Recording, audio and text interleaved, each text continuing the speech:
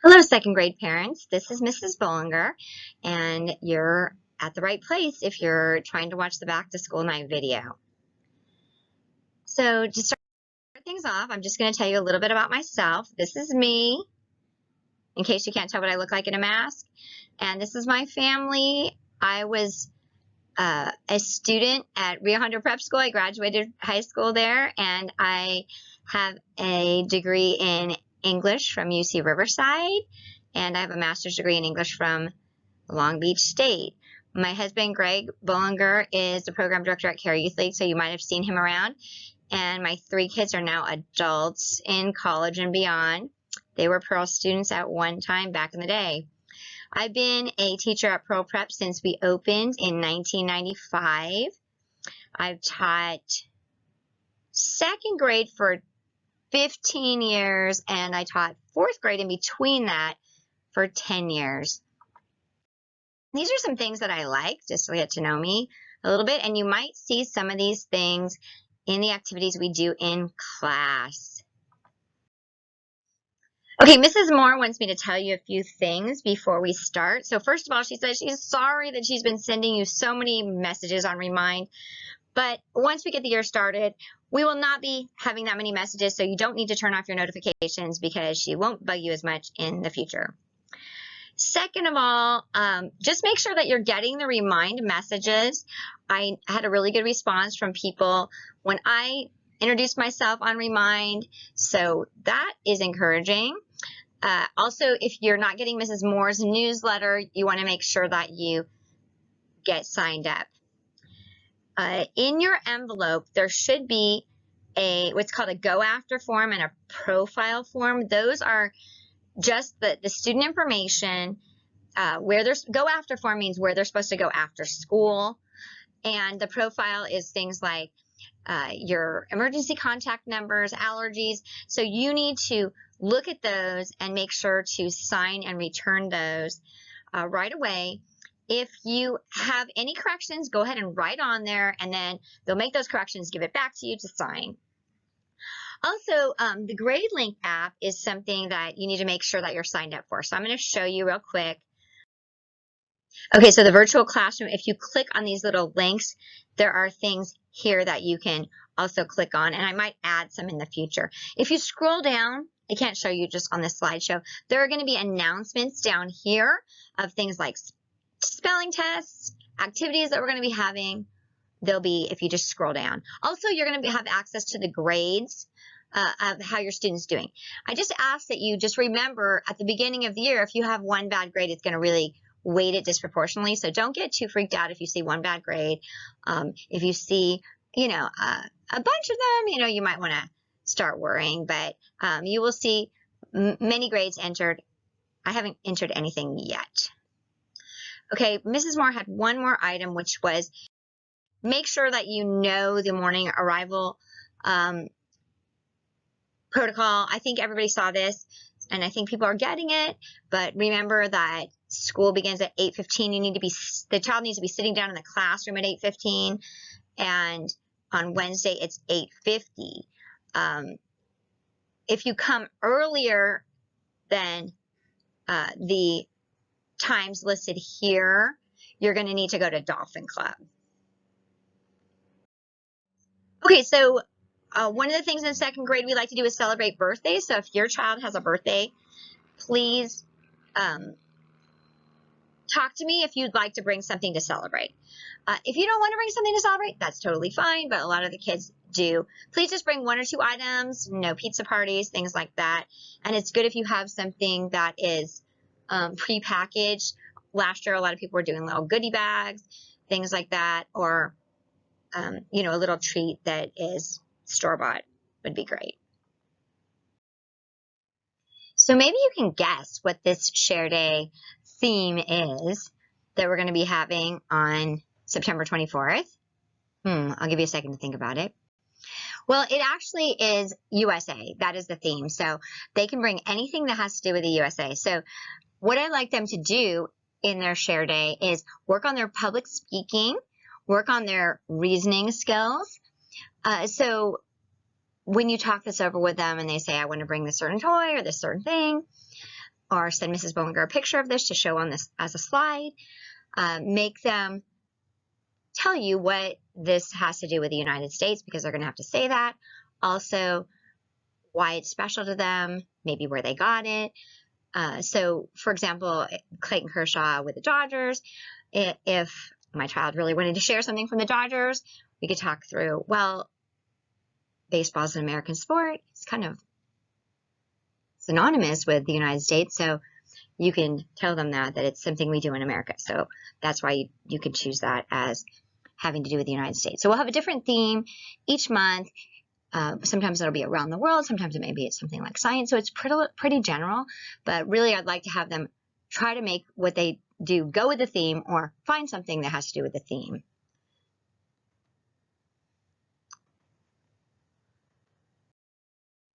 So homework, as you probably noticed, they have a couple pages of homework coming home each day, Monday through Thursday, and then they have just weekend reading. So I'll show you what that looks like. We have an agenda or planner, and they're supposed to be writing down their homework in that, as well as their A-list spelling words. And then there's a little pouch in the back where they put their homework. I asked them to fold it and put it there. I know there's other places you can put it, but I would really like you to use that little plastic pouch that's in the back of their agenda, because then I always know where it is. Before we had that pouch, some child would say, I don't know where my homework is. I don't have my homework. And then later, 3 days later, I'd find it at the bottom of their backpack or something like that. So it just helps me to know where it is and them to know where it is. So you have a planner, kind of looks like this. This is not this year's. So in the planner, they're going to be writing something very short. So if it's a holiday or some kind of thing that they need to put words, I'll keep it as short as possible, because in second grade, it's kind of hard to write too many words. Like I'll put R 15 minutes, that means read 15 minutes. Next to the subject that we have, I'll just put 2P for 2 pages, front and back, each count as a page. So usually we're going to have 2 pieces of paper, and it might be front and back. There's A-list spelling words they're going to put over here, and we'll talk about what that means later. Hopefully each week they practice writing them down. Okay, you're going to be recording their reading time where it says read 15 minutes. That means that's a minimum on there to read 15 minutes. I ask that the children read 2 hours a week at home, because all those reading prizes that we have for the children, they're not going to miss out on them if they read 2 hours a week. If they only read 15 minutes a night, it's not quite enough. So maybe you can work with your schedule to see when you have the most time to read. You know, if there's a night that's really busy, maybe you skip that night. Maybe you read 30 minutes 4 nights a week, or an hour every weekend, whatever works for you. And please, so that's where you're going to sign. All right, for communication, we have the communication envelope, which goes home on Tuesdays. Please sign it, date it, and return it on Wednesday, unless there's some, extenuating circumstance. I'd like it to come back the following day. In it, you will see graded tests. Sometimes on the grades, I will just put it straight on the grade link. I won't write it on the paper. But usually if it's things like a spelling test or a math test, I'll usually put it on the paper. But sometimes if you see work home and it doesn't have a grade on it, usually then that would mean I probably just put it directly on grade link. Every once in a while, we do something and it's not graded. It's just like, okay, you did that. That was great. Congratulations. Progress report will be once a month. Usually I send home 2 copies, sign one and keep the other one. I also send messages on Remind. So when Mrs. Moore says text messages, it's the Remind app, because it should come up as a text message or however you ask for it to come up. Usually things like field trip reminders. I will be putting out a form that you can fill out to sign up for parties, and short messages I'll send. Longer things I'll do with email, maybe a note home, or just something that's a little bit longer to talk about. Also, if I ask you for a picture, which will only be a couple of times, I'll talk about this a little bit later with our scrapbook that we're making. A couple times a year, I'll say, can you please send me a picture? It comes out better if you can email it to me, because sometimes people will send it through Remind and the quality will be really bad. So when you push on your phone, when you push share, put in my email address, which will be on here. Grade link, is where I will put upcoming dates and announcements. I've kind of gone away from doing a paper newsletter. Sometimes I will maybe send that home, but mostly I'm going to be putting it on GradeLink. Okay, we have a couple field trips that we have scheduled. Now, it has been really hard to do field trips. A lot of them are not, the places we have gone in the past are not accepting field trips right now. Hopefully later on in the year they will. But we do have 2 outdoor field trips this fall. The Jensen Alvarado Ranch, which is this picture in the bottom corner, is a historic site where they do living history, and it's really fun. We went there last year at the end of the year. They get to feed the animals. They got to make ice cream, and it's a really good field trip. It's in Riverside, so we will be going on the bus. For field trips, when it gets closer, I will ask for some parent volunteers, but parents need to drive separately and meet us there. United Rock is right over by Care Park on Arrow Highway. You may have seen the gravel pits. We've been able to go there. I've probably done this for 10 years or more. I had somebody introduced me to somebody there, and so they do these special trips, and not a lot of schools get to do that. So it's pretty cool. It's always a little different, but we've driven the bus down into the gravel pits. Now, the gravel pits kind of get dug out. So some of the ones that I went to, maybe 10 years ago is now a lake. And so we're driving into another gravel pit. Don't get worried. It's not super steep. The ones that would take us into, it's more like a huge football field down a road. And then they let them climb up on those big piles of gravel that you've seen or sand, and they let them slide down. So it's really fun. And then they give them some goodie bag products, t-shirts and things. So that's a fun field trip that's kind of unique because not very many people get to do that. So those are coming, and then hopefully we'll add more later. They do have one project that needs to be done at home, and that's our insect triorama. We will be letting each child choose an insect later on in the year to do a report on. And the thing that you're going to be responsible for a couple of things. First, I'm going to send home a paper that has you're going to have to fill out some information about the insect with your child. So you would, with your child, get on the computer, get some books, and find out some information. Like, it'll ask questions like, how big is your insect? What does your insect eat? Where does your insect live? Things like that. And you're going to fill in kind of a research sheet, and then the children are going to take that back to school and make a report poster at school. So you don't actually have to do the report. You just have to do the research with your child. So an adult would need to help. It doesn't have to be you. It could be older brothers, sisters, grandma, grandpa, whoever wants to help the child do that. And then I will give you plenty of time to work on this, plenty of notifications. So don't worry that it's not going to be like you have due tomorrow or something like that. This is all going to be in the spring. The triorama is something that the children are going to build with your help, and I will give you directions on how to build that little triangle structure. And then you'll use art supplies, and your child can do a lot on their own, but they will need some assistance from somebody that's older. Okay, discipline. You will see on your progress reports discipline grades, discipline checks, pluses, minus, things like that. For discipline, I do a lot of class activities, games. Like right now, we're having table points, which is a kind of a low-key way to keep people in line. If people are being too talky or being, not doing their work, I can give the other table points. We do other things like sticker charts or beads. So those I do kind of as an ongoing thing. I'll do that for a couple weeks, and then maybe at the end or a month, and I'll say, okay, at the end of this, whichever team's ahead will get a prize, or sometimes it's individuals.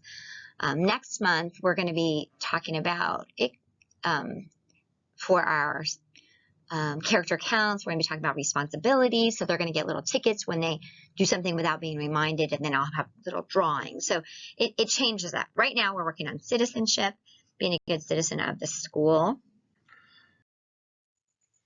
So another thing we're going to be doing is using a take a break station, or have the children take a break at their own desk.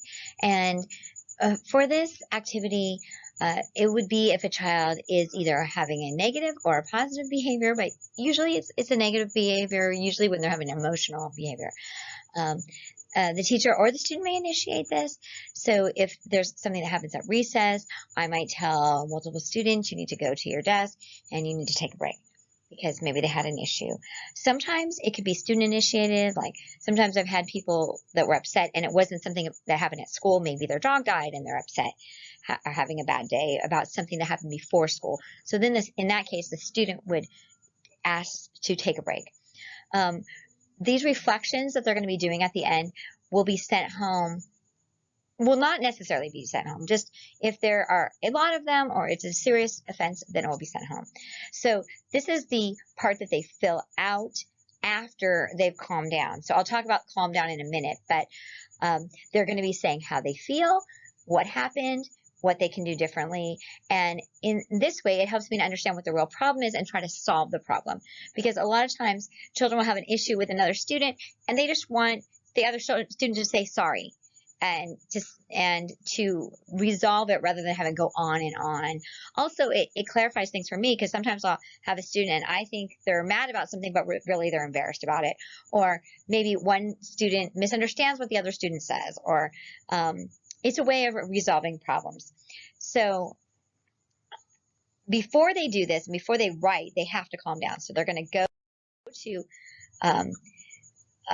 their calming strategies and utilize those before they can calm down. So maybe the student's crying or they're upset and they need to calm down before I can even understand what the problem is. So what I'm asking of you is I'm asking if you could supply a couple of items, then that would help us to be able to not share items and let each student have their own way of calming down. So I'm including in the envelope today a baggie, and in that baggie, if you have it and you can provide it, I would like you to put a little stuffed animal that will only be used by your child and some kind of squishy ball or something that they can squeeze as a calming strategy. If you're not able to bring them, then they would have to use the other strategies, but I asked them they're going to have a paper that says this and they can try. This year we're going to be reading a book in class called Flat Stanley, which is about a boy who gets flattened by a bulletin board and he becomes flat. And he has a bunch of adventures being flat. He's unharmed, but he is flat. So he can do interesting things. Like he gets mailed to his friend in California to visit because his parents don't want to buy a plane ticket because he's so flat he can fit in a large envelope. So this is a very popular activity. So lots of teachers do this where they will get a paper Stanley and mail it to a friend or relative and ask them to respond and mail us back something. So we are asking that you bring some addresses so that your child can write letters to some people that you know, asking them to send us a postcard to our class. In the letter, it also asks them to pass it along to somebody else, which they can or they don't have to. But this is a very fun activity because we end up getting a lot of different postcards from different places, and we mark it on the map in our classroom. And your child really wants to get postcards, and it's going to be a lot of fun.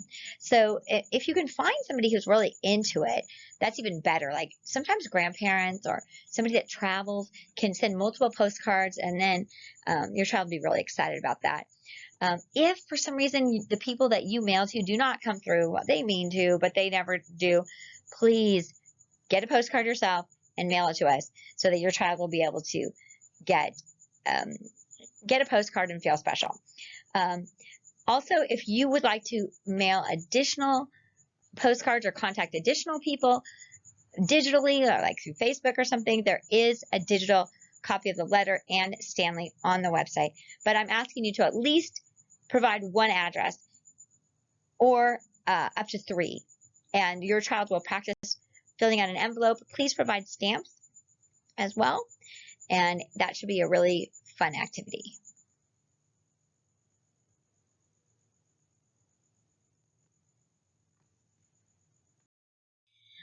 So for tests in second grade, we don't have a whole lot of tests. There will be spelling tests most Fridays. The first couple of weeks, we'll only have one every other Friday because we're just starting school and we have a holiday weekend coming up. So But most Fridays we'll have a spelling test. Math tests from our book will be about monthly, and then we'll be having math facts tests about once a week. And right now everybody's working on adding, unless one person passed adding, so he will be moving on to subtraction. You have to get 100% in 5 minutes to pass your adding facts. There is a copy of adding facts and subtraction facts under math on the GradeLink website. If you'd like to print something off, I'm asking for parents to really work on these facts so that the students can get them without using their fingers. They can maybe use some of the tricks that we're learning in our book, like knowing the doubles very quickly, knowing the doubles plus 1, knowing the facts that make 10, knowing your nines, knowing adding on 1 or 2, and using some of the strategies that we've been learning in our books instead of just every single time we do a fact using our fingers. It just goes so much faster that way.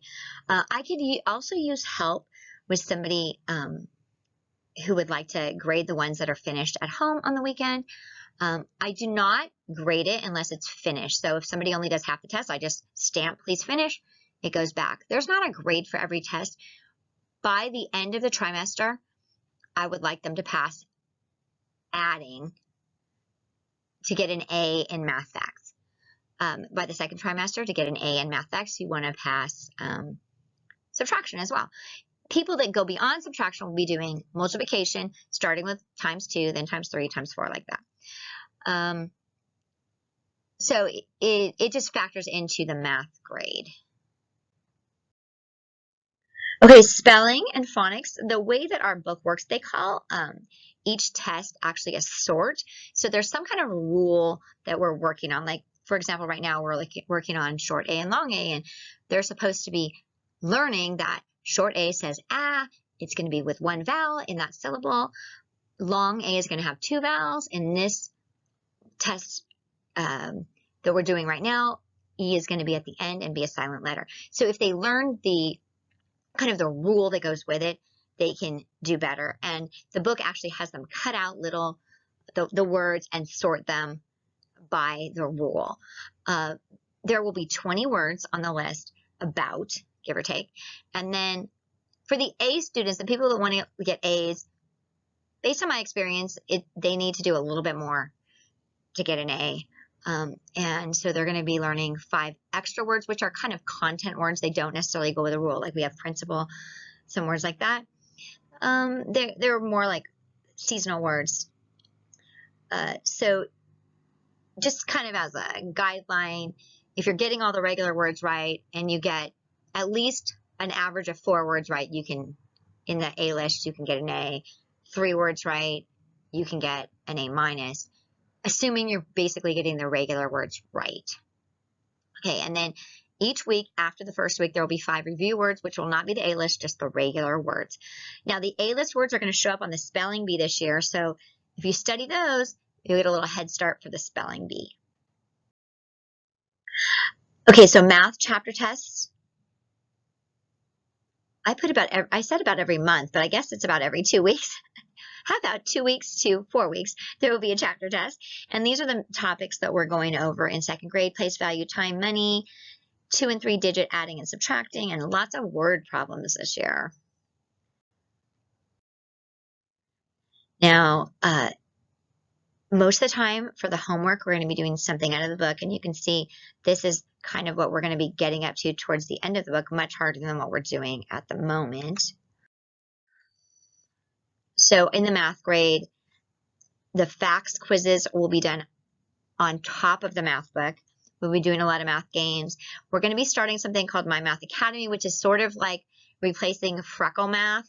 It will be like an online thing that you can do on the computer, which will we will do some in class, and it will be something that you can do at home. And this is to challenge everybody on their level. So if there's somebody ahead, they can go and do more advanced things. If there's somebody that needs extra help, it adjusts based on how you do.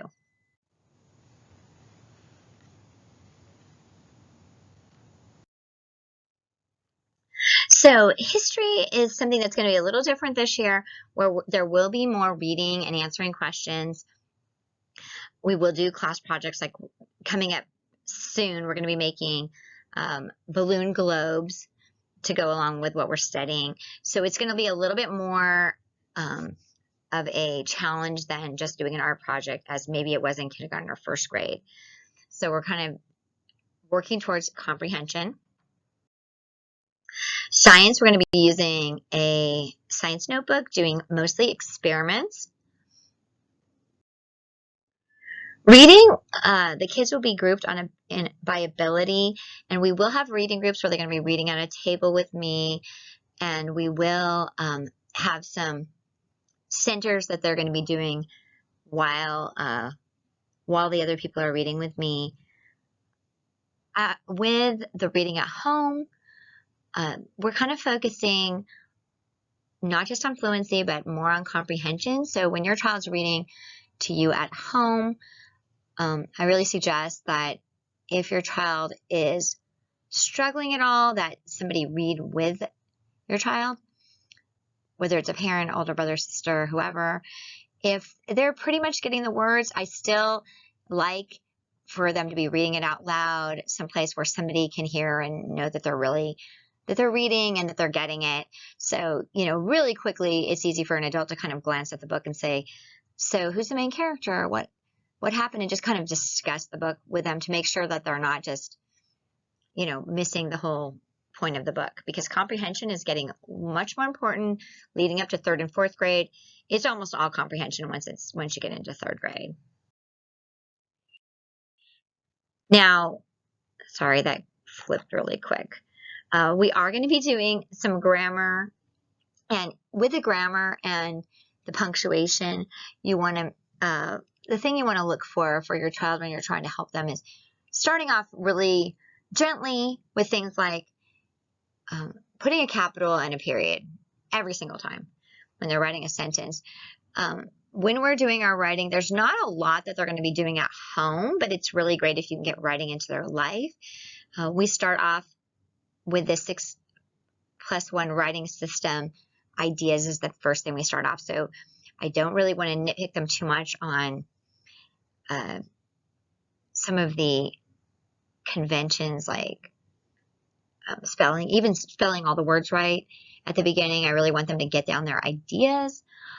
Although putting the capital and the period are very important, which that's something that you can kind of help me with. And then maybe spelling words that they've had on their spelling test.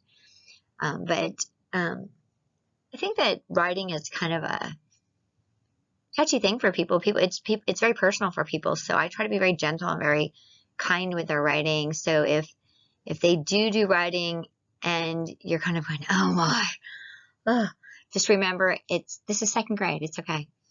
We want to get them to be writing some sentences and being excited about maybe telling a story. So I don't know, you can do things like have them write thank you notes or have them write little messages to their grandparents or have little post-it notes where they can write back and forth to you. But I try to keep it real positive and fun, because it's something they have to learn to do. And it is kind of a, if somebody criticizes your writing, it feels really personal for some reason. So just be gentle. That's all. We are going to be using a journal for them to write in. And we're going to be making a scrapbook, which I really, really like the scrapbook. Each month we'll be doing a couple pages. And so we'll have some pictures. The first spread, so 2 pages is a spread. And that's going to be something they did in the summer. So I'm asking you to provide 2 pictures, at least one a horizontal, 4x6, just normal pictures. You can either print them or you can email them to me, but I need them soon. So get them right away. I wanted it by the 1st of the month, but I wasn't thinking about back to school, doing the second back to school night. Anyway, as soon as you can, it would be great. 2 pictures of the same event. So for example, you went to Disneyland, 2 pictures taken from Disneyland. You went to the beach, 2 pictures from the beach. Hopefully you have something. If you don't have anything, I'm sure somebody in your family has some pictures on their phone. So just share a couple of pictures with me of your child doing something in the summer. So that's going to be for the scrapbook. Each month we'll do a spread. So it might be something that, like a field trip we went on, an activity we did at school. We'll have the pictures, and then they'll do writing. And the writing, it's not like a huge essay, but there is a section on there where they write what activity they did. They'll have their title and they'll have their caption. So it's something that at the end of the year, you can have a really nice memento. And we'll also be doing stories and essays throughout the year, a lot of times based on holidays. Let's keep going. All right, so Artist of the Month is another thing that I do, and I just really love this because they learn kind of like the technique of a certain artist. So there are different artists like Impressionists, or there's more modern artists. Maybe we learn about Picasso, who's doing Cubism, so we'll learn a little bit about what kind of art they did, see some of their art, and then try to do their style. So if we're doing Jackson Pollock, you're great. One parent said, well, how do you grade that? Well, are you doing Jackson Pollock's technique? Are you trying to splatter the paint, or are you trying to smear the paint around like finger paint? And are you trying to do what the artist did? And if you are, then you're going to get a good grade on that. By the way, the Jackson Pollock day, they might get a little paint on them, but it is washable, and I do have them wear a shirt over, so don't get mad at me if they get a little paint on them. But most of the time, we're going to be using watercolors, or we're going to be using scissors and glue, all just different kinds of media for that. And then if the Norton Simon is open, again, we usually go to the Norton Simon, and then we see some of the actual artist's work. So they really have a great time seeing. I think they have Claude Monet paintings there. They have Vincent van Gogh. They also have, there's an artist, Alberto Giacometti, who has these sculptures that we kind of emulate. So they get kind of excited about that. All right, thank you for watching. And if you have any questions, please contact me. And this is my contact information. And of course, the Remind app is the easiest way to contact me. But hopefully, we're going to have a great year. Thank you.